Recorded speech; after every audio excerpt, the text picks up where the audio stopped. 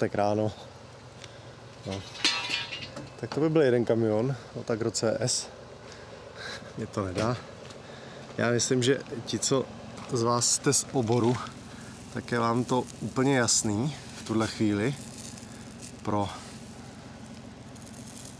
lajky to ještě necháme chviličku, než to zužitkujem.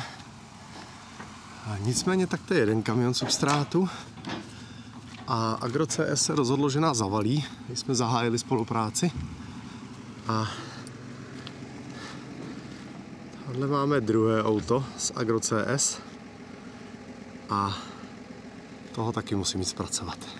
Tak jo, tak zase jdeme něco dělat.